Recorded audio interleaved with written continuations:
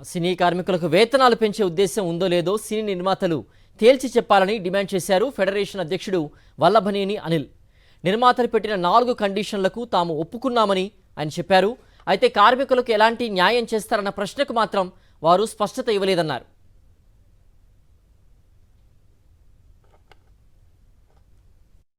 మేము ఒకటే చెప్పాం, మేము కండిషన్లో ఒప్పుకుంటే మా కార్మికులకు ఎటువంటి బెనిఫిట్ ఉంటుంది, ఆ బెనిఫిట్ మీరు చెప్పండి. మేము ఇంకా ఒప్పుకొని వాళ్ళని కూడా మేము ఒప్పించే బాధ్యత మాది అని వారికి చెప్పాము. మేము క్లారిటీగా ఆ రోజు అందరం ఉన్నాం. 72 మంది కార్మిక సంఘం, 24 కార్మిక సంఘాల నాయకులు 72 మంది కూడా ఉన్నాం మేము ఆ రోజు మీటింగ్లో. వారి సమక్షంలోనే మేము లెటర్ యాడ్లు కూడా ఇచ్చాం. ఎంటీ లెటర్ యాడ్స్ ఇచ్చి మీకు ఎలా కావాలంటే అలా రాయండి, ఇక్కడే రాయండి, ఈరోజే సమస్య పరిష్కరించుకుందామంటే వారు సమస్య పరిష్కరించకుండా వారి మధ్యలో వెళ్ళిపోయి భర్త గారు మాట్లాడతారు, దిల్రాజు గారు మాట్లాడతారని చెప్పి వారి సమక్షంలో జరిగిన మీటింగ్ని కూడా చెప్పకుండా వేరువేరుగా మరి వారు ఎందుకు మాట్లాడుతారో మాకు అర్థం కావట్లేదు. ఇదేదో కార్యాచరణ వారు తప్పుదోవ పట్టిస్తున్నారు తప్ప మమ్మల్ని అనటం మేము దానికి చాలా బాధపడుతున్నాము.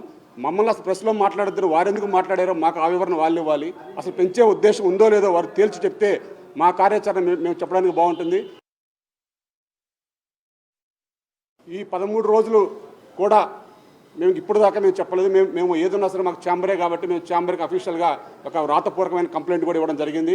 మాకు గౌరవ వేతనాలు మరి చాలా పెండింగ్లో ఉన్నాయి. ఆల్రెడీ చేసిన పనులకి 6 నెలల నుంచి పెండింగ్లో ఉన్నాయి. సుమారు అఫీషియల్గా కంప్లైంట్ రూపంలో వచ్చిన ఫెడరేషన్కి వచ్చిన కంప్లైంట్ రూపంలో వచ్చిన పేపర్ పరంగా ఛాంబర్కి పెట్టాము. మాకు ఆ డబ్బులు వెంటనే వసూలు చేసి ఉండని. అటువంటి డబ్బులే 13 కోట్ల రూపాయలు ఉన్నాయి. ఎవరైతే ఇంకో సంస్థ ఒక పెద్ద మనుషులు మాట్లాడుతున్నారో వారికి ఒక సుమారు 90 లక్షల రూపాయలు ఉన్నాయని కూడా అది కూడా ఇవ్వడం జరిగింది. వారు నిజంగా అటువంటి పేమెంట్లు మళ్ళీ మా వర్కర్స్ అడుగుతుంటే వారిని బెదిరిస్తున్నారని కూడా తెలిసింది. మీరు కండిషన్లు ఒప్పుకోండి, మీ యూనియన్లో ఒప్పించండి, మీరు ఒప్పుకొని మీకు పని చేస్తామంటే మీ వేతనాలు ఇస్తామని చెప్పి కూడా బెదిరిస్తున్నారు.